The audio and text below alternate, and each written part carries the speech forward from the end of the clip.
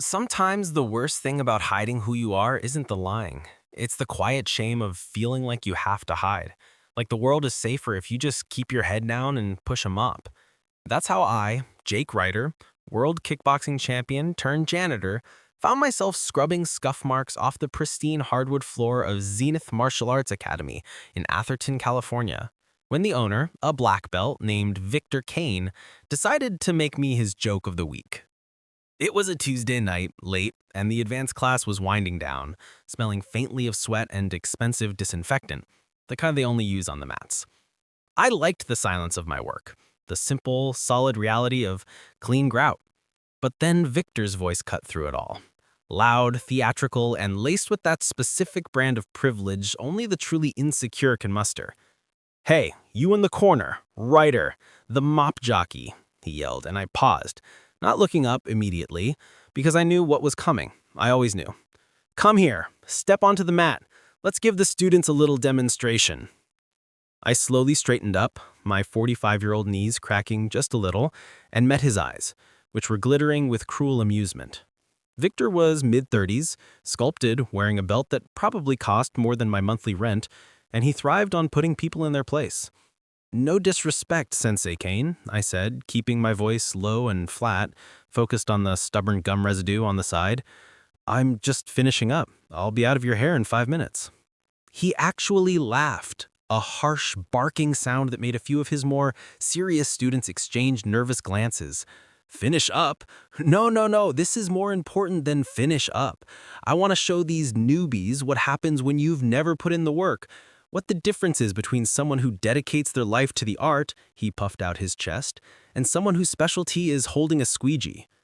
He sauntered closer, that smug, punchable look plastered across his face, and I felt it, that old, familiar heat, like a sleeping giant stretching inside my chest after 20 long years of hibernation.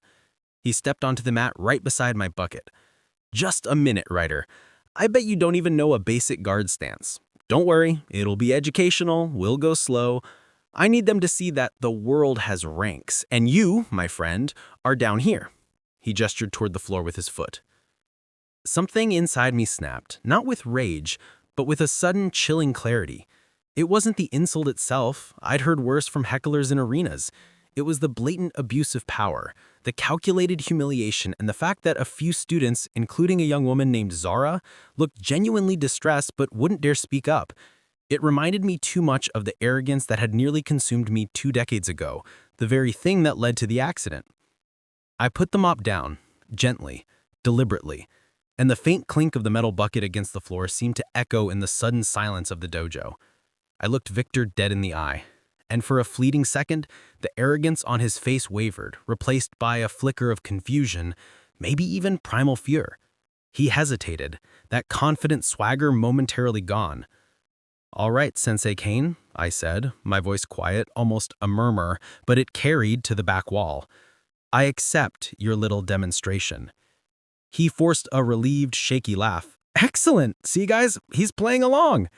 "But when we're done," I cut in, my gaze unwavering, "you'll apologize to every single person here for turning a place of discipline into your personal circus of cruelty, and you'll apologize to the spirit of martial arts itself." Victor's face went scarlet. "Apologize? You'll be apologizing to the mat when your face is pressing into it. This is my dojo. Who do you think you are?"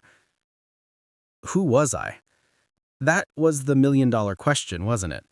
20 years ago, I was Jake the Sentinel Ryder, undisputed World Kickboxing League heavyweight champion, 38 wins, 38 KOs, the fastest feet and the hardest hands in the game. I retired overnight, walked away from the endorsements, the spotlight, the money, because one reckless punch fueled by ego and the need to prove a point in a heated sparring session took my best friend, Marcus Mac Riley, out of this world forever. Since that day, I swore never to raise a hand in anger or competition again. But some vows, I realized then, are made to be broken when dignity is on the line. The students gathered around the edge of the mat, their anticipation thick and nervous. Victor adjusted his black belt with a flourish, milking the moment. "Gather around. Tonight, you're about to witness why we respect rank and hierarchy." I closed my eyes for just a second. And in that breath, the scent of floor cleaner was gone, replaced by the smell of canvas and sweat under the blinding lights of the Tokyo Dome. The muscle memory flooded back, the breathing, the centering, the root. When I opened my eyes, Victor Kane wasn't facing a janitor anymore. He was facing a ghost. "Let's see that basic guard stance, Mr. Ryder," Victor sneered, dropping into his preferred fighting posture. High guard, tight, textbook, but his shoulders were too tense, his weight too far forward. I didn't answer. I just took one small, almost imperceptible half step, my posture shifting, shoulders relaxing, center of gravity sinking low. To the untrained eye, I just moved my foot. To anyone who had ever truly fought, it was the instant transformation from a man to a perfectly balanced predator. Zara gasped audibly. Victor mistook my stillness for fear. "What's the matter, slowpoke? Scared?" He lunged with a lightning-fast jab, technically flawless, straight from the manual. What happened next was a blur. Not because I was fast, but because Victor was predictable, and I was exactly where his fist wasn't. My head tilted left by maybe 5 degrees. My right shoulder rotated, not to load a punch, but just to draw a perfect diagonal. The wind from his punch brushed my ear, but the blow hit nothing but air, and the momentum carried him forward just a fraction too far. "Good effort," I murmured, my voice perfectly calm, already rebalanced. "Clean mechanics, adequate speed, but you telegraph with the right shoulder. It lifts about 2 centimeters before you throw. You lost the moment." Victor whipped around, his face a mask of confusion and sweat. He threw his favorite combination, jab, straight, hook, a sequence that had ended countless spars.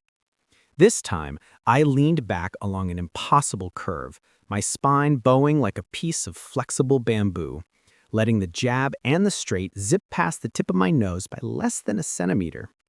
When the hook came, I retreated exactly a half step. Absolute economy. The gap between his glove and my chin was no thicker than a piece of paper. The audience held its breath. "Interesting combo," I noted, breathing evenly. "Works on a static target, but after the hook, your entire left side is exposed. In a real fight, that's when your opponent ends the night. You're fighting the manual, Victor, not the man." Frustration and panic boiled over.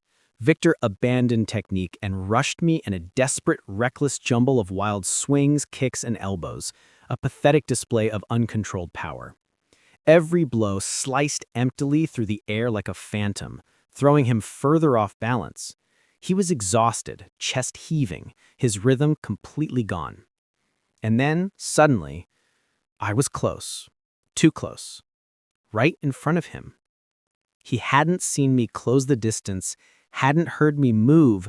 He just looked up, panting, and realized I was there, standing at arm's length, perfectly still. Do you want to know the difference between learning to strike in a safe dojo and learning in an arena where a single mistake is the end of your career, or worse?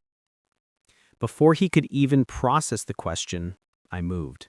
No visible tensing, no hip rotation, no pulling back to load power. No aggression, no anger, just the clinical, perfect application of physics. I simply placed the palm of my right hand, gently, almost tenderly, on his chest. And Victor Kane flew. He wasn't shoved, he literally sailed backward as if an invisible tidal wave had hit him. His feet left the floor, his body hung suspended for an impossible instant in midair, and then gravity reclaimed him. He crashed 2 meters away with a heavy thud, landing flat on his back. The absolute silence in the dojo was horrifying. Victor lay there, eyes locked on the fluorescent lights, unhurt, but utterly broken. He felt only the irresistible, neutralizing force, as if every ounce of strength had been stolen by a principle he didn't understand. That's impossible," he stammered, trying to sit up, but his legs were jelly. I stepped forward, offering him a hand, a gesture of respect after putting him down. "It's quite simple, Victor, once you understand leverage, precise timing, and how to transmit energy from the ground through the whole body. principles I refined over my 20-year professional career.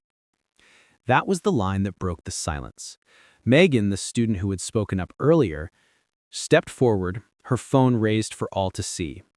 Sensei Kane, you don't understand who he is. This man is Jake the Sentinel Rider, undisputed World Kickboxing League champion, 38-0. He retired at the peak of his career 2 decades ago due to a tragic accident. The shock was total, absolute. Victor, the man who thrived on rank, had just challenged a living legend.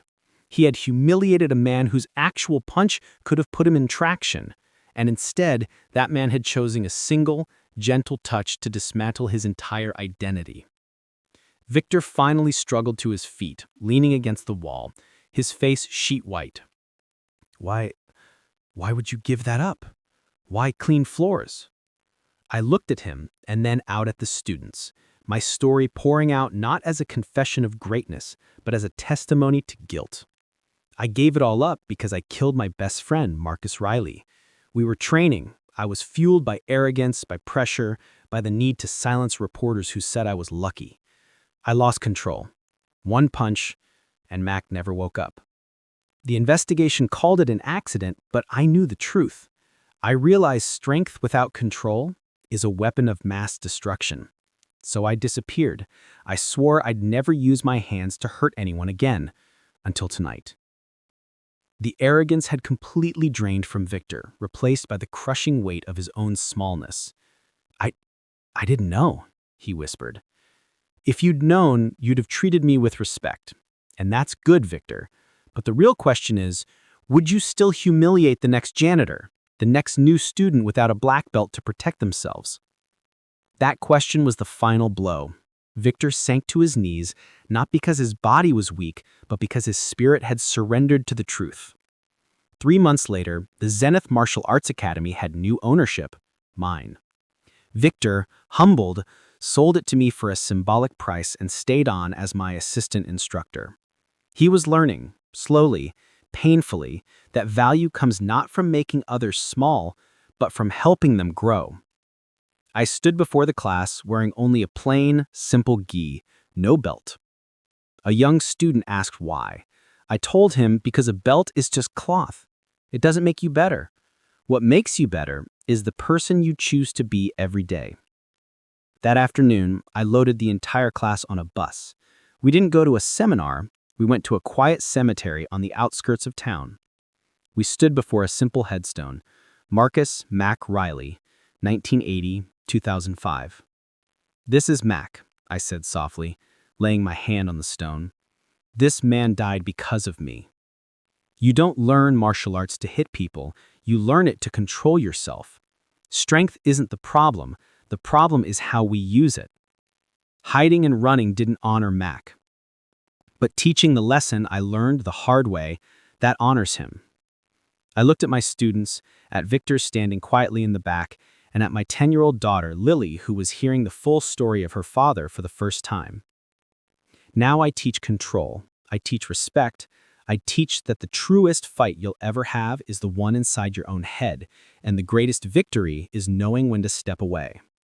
Victor Kane learned the hard way that respect can't be demanded, only earned. Zara O'Connor learned that courage isn't the absence of fear, but speaking up while fearful. And I, Jake Ryder, the Sentinel, learned that the only way to honor the past is to finally stop punishing the future. But here's the question I want you to answer in the comments below, because it's the one that still keeps me up at night. Did I break my vow, or did I fulfill its deeper meaning? Did I betray Mac by raising my hand, even to teach a lesson? Or was that the only way to truly honor the devastating cost of uncontrolled strength? Tell me what you think, and if you've ever had to break a promise to keep a principle, share your story. Don't forget to like and subscribe if you want to see more stories about when hidden heroes step out of the shadows.